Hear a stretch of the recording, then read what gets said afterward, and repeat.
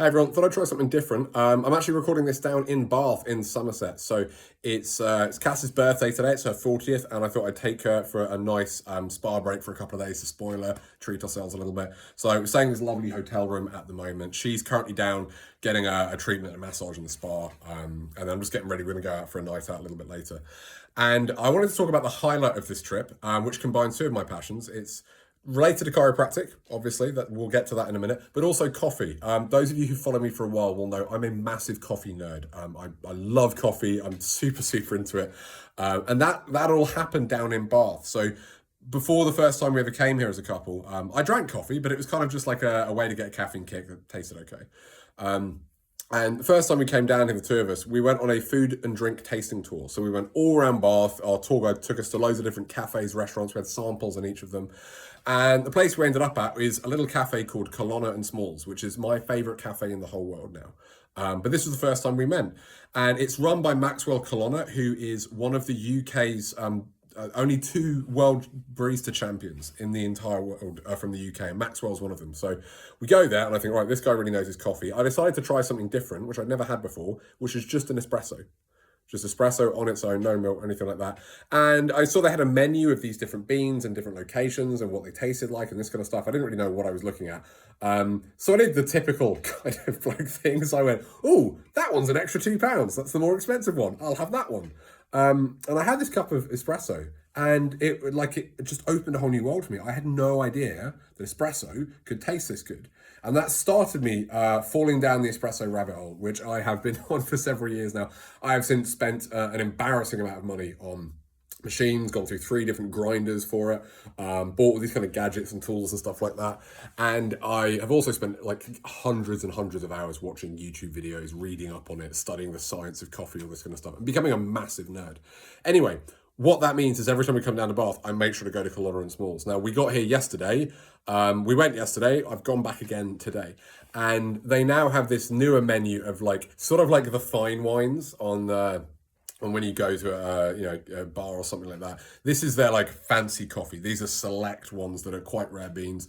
And a lot of these beans are actually called Gesher beans. It's a type of bean. It's one of the most expensive coffee beans out there. Because it has unique combinations of flavors and things like that make it very different to other beans. So we went down there yesterday and we had 3 coffees between the both of us, and it cost us about £35 because we were trying all the really nice ones. I went down there today to pick up a takeaway for Cass while she's having a bit of a lie-in, and I tried another one that was £10 for a single cup of coffee. And these are not big cups. This isn't your Starbucks Grande Venti whatever. These are just small 200ml regular cups of coffee. And I loved it, and it was brilliant. And the thing I love even more than that, though, is the coffee tastes really nice. That's lovely. But that's an experience that will fade quite quickly. I remember I had some nice coffee, but I don't remember what it tastes like. What I love, though, is going down to there and chatting to the baristas and even chatting to some of the other patrons and customers. Like this morning, I went down just to read my book, hang out there for a little bit whilst Cass was having a lie-in, and spent half an hour chatting to people. And I've come back super inspired. I've never had these Gesher beans before, never tried them. Now I'm already going home and I'm planning okay, what do I want to try? I want to get these, how do I want to brew them? I'm going to brew them differently, use some different techniques, that kind of stuff. And it's got me really inspired again, which is really cool because although, like I say, I am a massive coffee nerd, if I'm being honest, the last 6 months, I've kind of been in a bit of a routine. I haven't lost the spark, but I've just sort of been going through the motion, have the same coffee, haven't been trying anything new.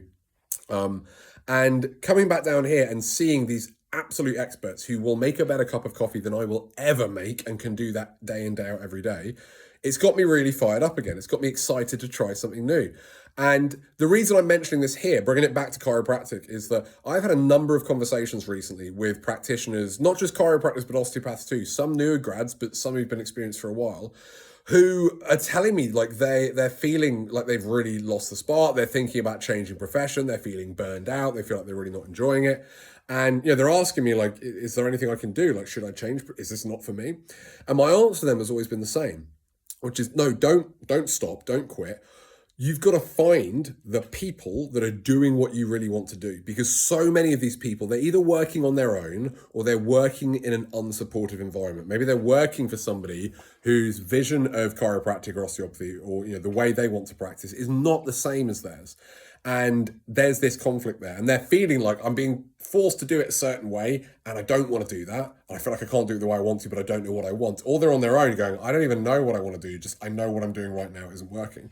And I always say the same, you've got to reach out, you've got to find other people. You can't muscle through that on your own. So if that's you, what you need to do is find the people who are doing things that make you think, I'd love to do that, and do that. That's what I did with the coffee. I went down there and I talked to them different ways of brewing it, using like an AeroPress or a filter, stuff I haven't done before, trying different beans. I've now come back being like, I want to see what I can do with that. Like, it's got me curious, it's got me excited. The same thing happens for you. If you can find someone who is doing similar stuff to you and then reach out, like, message them on Facebook, shoot them an email, like have a conversation. If they're open to it, see if you can come and observe. You know, we have experienced practitioners come and observe us regularly. It's a very routine thing. We're always happy to do that. If you can get to Southeast UK, by all means, if what I talk about here and you think, oh, the way Chris does stuff sounds really cool, like, come and observe me. If there's other people doing really cool stuff with rehab, maybe they've got a clinic gym hybrid model, maybe they're using a technique that sounds really interesting, maybe they're working with a population you'd love to work in, whatever it might be, reach out to those people and just say, hey, like, I'm struggling a little bit, like, do you have any advice for me? Could you give me any tips? They might be open to you coming down. It could mean going to a seminar, obviously, that's another way of doing it.